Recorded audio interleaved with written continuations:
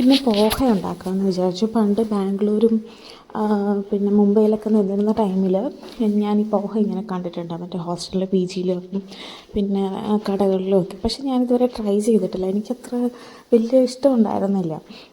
പിന്നീട് ഒരിക്കലും എൻ്റെ ഫ്രണ്ടിൻ്റെ വീട്ടിൽ പോയപ്പം അവരിങ്ങനെ ഉണ്ടാക്കി തന്നു. അപ്പോഴാണ് എനിക്ക് ഭയങ്കര ഇഷ്ടമായി. അങ്ങനെ ഞാൻ ഉണ്ടാക്കാൻ പഠിച്ചതാണിത്.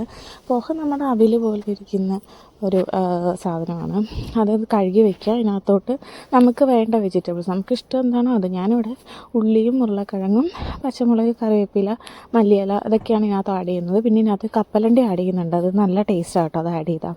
പിന്നെ അത് നന്നായിട്ട് വഴറ്റുക, എത്ര വഴറ്റാൻ പറ്റുമോ അത്രയും നന്നായിട്ട് വഴറ്റുക, എന്നാലേ അതിനൊരു നല്ല ടേസ്റ്റ് കിട്ടത്തുള്ളൂ.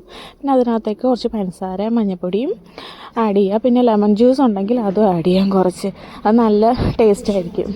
വെള്ളം കുറവാണെങ്കിൽ കുറച്ച് വെള്ളം കൂടെ ഒഴിച്ചിട്ട് തീരെ കുറച്ച് ഒഴിച്ച് അടച്ച് വെച്ച് നന്നായിട്ടൊന്ന് വേവിച്ചെടുക്കുക. അപ്പോഴത്തേക്ക് അടിപൊളി ടേസ്റ്റാണ്.